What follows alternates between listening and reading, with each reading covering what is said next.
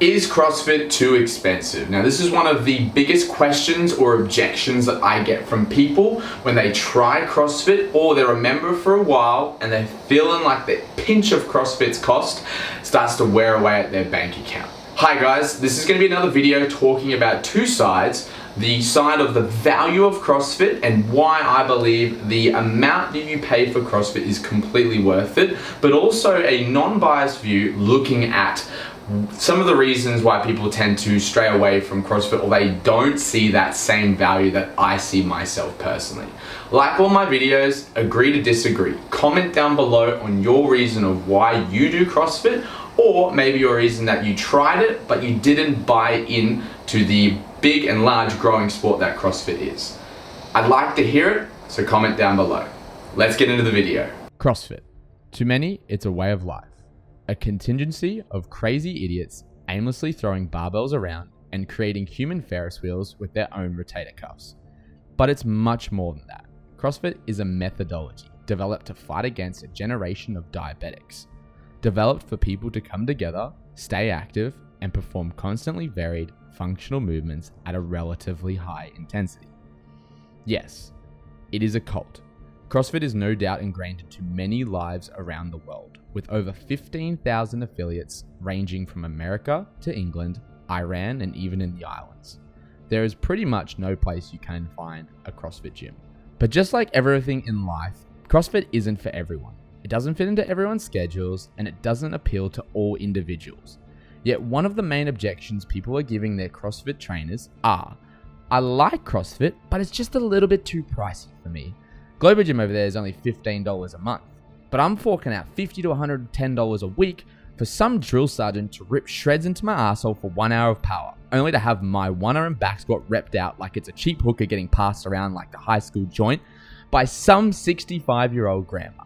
I think I'm going to cancel this month. Look, I could stop the video there and say, look, it's too expensive. You don't even understand exactly what I pay for. I've got to pay for things like Netflix, Stan, Pornhub, my phone, my internet, my rent. How can I possibly afford a CrossFit on top of that? Cool. So to summarize, CrossFit is far too expensive. Well, that wouldn't be a good sport of me. And before you say, CrossFit isn't a sport, Tyler, shin kicking is a sport, I think I'll take my chances. But let's talk about the value of your CrossFit membership. And I know what you're thinking. Hello, why would I pay that much for a membership to a gym? Good question, Deborah. I see you. I see you at your Globo gym sitting on your stationary bike, pedaling away an hour, reading your magazine or knitting your bloody crochet. I see you. Sorry, got a bit sidetracked. Let's talk about what exactly you'd be paying for with your CrossFit membership. The community.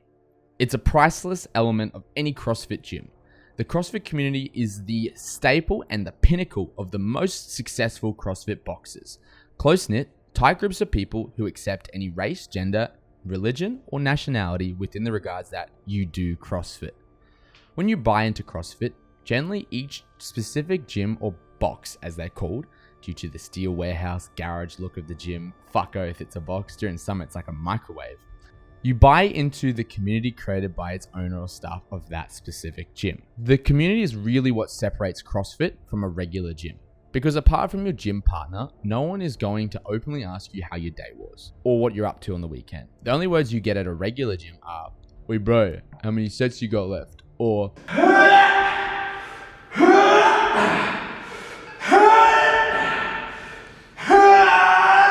to have someone actually take an interest in your outside life while getting fit and healthy inside the gym is just a double whammy. But it doesn't stay inside the gym. These friendships forged in the fires of CrossFit are forged on those assault bikes, reliving the time you did Murph in 200-degree heat, the time that coach made you do Karen after as a finisher, that time you did your first open workout and nearly passed out. The CrossFit community is all you need to justify to your husband why you spend $100 a week on the gym that doesn't even have air conditioning. But I feel like some of you need a bit more value than that, so here it goes. The program. Ever seen those dudes carrying around those notepads and pens at a gym, writing down weights they just performed on their sets? And a program that literally is 3 times 10 on every machine in the gym? Really? Why do you carry that around? How do you not remember that? Yeah, you don't see that at CrossFit. What you do see in more old school gyms is a grade 4 level handwritten whiteboard with the workout of the day plus the previous class's time of the days. In the new school gyms, they have an app what's called Waterfy, which at 5 a.m. every morning allows you to mentally stew for the next 12 hours about how the hell you're going to perform 30 clean and jerks at 60 when your 1RM is only 50 kilos. But it's the lack of thinking which makes the programming great. You show up, the coach briefs the class prior to the warm-up exactly what you're going to do in your session. You only do 2/3 of the actual warm-up because you forgot to go to the toilet, even though you showed up to the gym 30 minutes early to quote-unquote mobilize. All the movements are demonstrated and practiced prior to the workout of the day, and at the end of it all, you get a fucking high five, even if your clean and jerks looked more like a reverse bicep curl and strict press. That leads us into coaching. They say with great program comes great responsibility.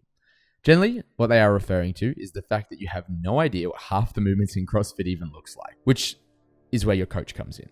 Your coach is your local CrossFit database. They are not only your trainer, but your friend, workout buddy, psychiatrist, nutritionist, chiropractor, physiotherapist. Your coach is both your ally just as much as they're your most hated enemy, depending of course of the day. They put up with your dumb questions that you were not paying attention to during their warm-up briefing. You already answered them 5 times, but they will still answer them nonetheless. A CrossFit coach knows over 150 movements. They are proficient in weightlifting, gymnastics, and cardio, and know a wide range of skills like skipping, handstands, muscle-ups, and progressions for each. They generally have a love and passion for the sport, which means that you are always kept up to date with local competitions, trending topics of the sport, and the really ambitious coaches are even high-level athletes, giving you the ability to up your skills if need be. So now you have an understanding of CrossFit and what value it provides to you. Obviously, if you are not currently pulling out your wallet and trying to jam your card into the floppy disk drive, outdated joke, no one has a floppy disk drive these days, then I haven't truly convinced you that CrossFit is really worth it. My opinion is that CrossFit is a fucking steal for what you get. However, the monetary cost, that $120 a week that you are getting so much out of, as I mentioned, the community, the most supportive and caring people, programming that if you follow to a T will improve not only your strength, but your stamina, endurance, flexibility, coordination, balance, accuracy, power, speed, and agility. A mentor, an advisor, both in the gym and in life, someone that you can go to when your problems are too much. You tell me that the $150 a week that you pay for your gym membership isn't worth it. Tell me right now. Write an essay in the comments below how that's not worth it. Are you done? Good. Now, I love my unbiased content because I love to rip shreds into something I love, which kills the internet trolls because they're like, CrossFit is shit. Oh, you already said that. Okay, I'm listening. Good point. Okay, you paid yourself out and your sport. Damn, I was going to say that. I'm going to just like the video and subscribe now. Do it. But that's also the ideal CrossFit gym, the ideal program, and the most skilled and confident coach. You still pay the same amount at most CrossFit gyms. Yet some coaches are less skilled. They don't care as much. Maybe they work casually for a free membership, so they don't really invest their time into their class, giving you a less than desirable experience. CrossFit classes are supposed to be the best hour of your day. You may be thrown into the deep end.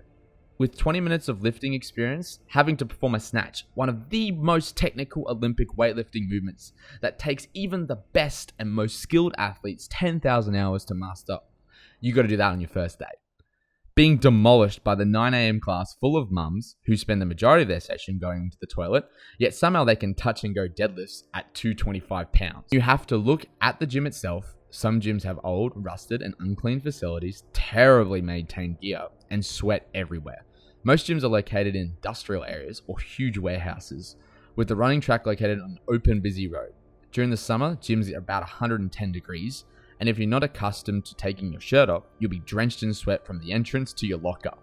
Or in winter, where if your gym isn't heated, your Fran lung feels like you're a sword swallower who just took a load in the mouth.